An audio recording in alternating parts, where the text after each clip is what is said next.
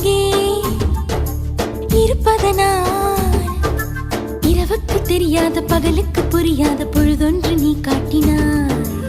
இதயத்தில் நீ இருப்பதனால் நான் தூங்கும் நேரத்தில் என்னுள்ளே தூங்காமல் நெஞ்சுக்குள் வாயாடினாய். கண்ணாடி நீ கடிகாரம் நான் உன்னுள்ளே ஓடோடி வாழ்வே. காதல் எனும் கடுதாசி நீ என்றென்றும் அன்புடன் நான்